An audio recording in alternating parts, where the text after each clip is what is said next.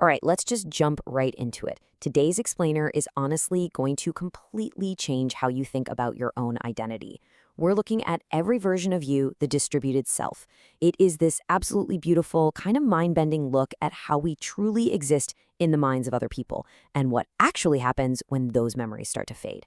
So think about a highly specific version of yourself from the past. Maybe it's a very particular, slightly embarrassing laugh you had back in, say, 1997. A specific pitch, maybe a certain looseness in your shoulders. Now imagine that exact version of you exists right now, but only inside the dimming hippocampus of someone who is slowly forgetting it. When they go, that laugh goes with them forever. And the crazy part? You wouldn't even know it was lost in the first place. The singular self-illusion. See, this brings us to a fundamental error most of us make about who we actually are. We walk around with this deeply held belief in the continuous thread.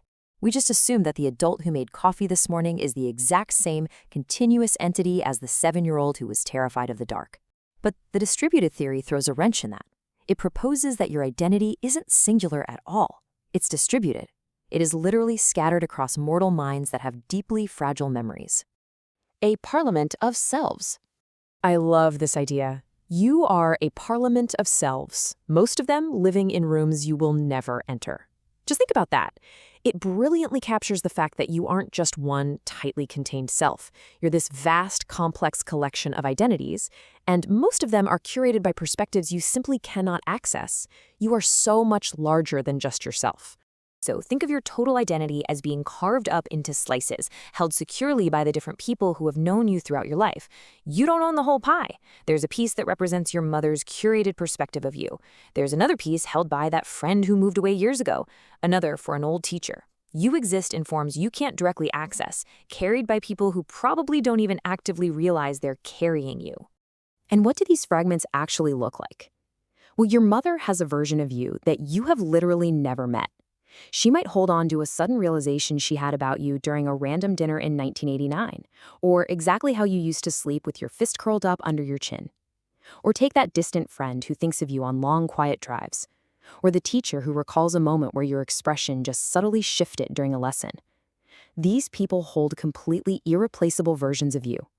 They are fragments of your identity that sure are no longer entirely you, but undeniably are you. Grieving what we never knew. Now, this beautiful realization carries a pretty profound and frankly unnamed tragedy when those mind archives start to fail. It forces us to ask, what does it actually mean to grieve a version of yourself that you never even knew existed? When an elderly person loses their memories, when they lose you from their memories, something dies that doesn't really have a name. It's not them dying, and it's not quite you dying. It's something hovering right in between. Because memory loss isn't just a relationship fading away. It's the total destruction of an irreplaceable archive. The archive is like a particular light that fell across a particular afternoon that only they had seen. So when their memory fades, that highly specific light and your exact place within it are just totally erased from existence. Just think about the people who are losing their memories right now. They aren't just taking their own stories with them, they are taking fragments of everyone who ever loved them. All those distributed selves are quietly going dark, kind of like windows at the end of the evening, just one by one. There's no grand announcement, no ceremony. Those versions of us are just gone.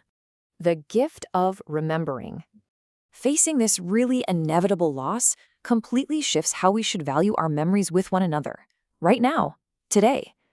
How do we honor this fragile system? We have to tell each other what we remember, while we still can.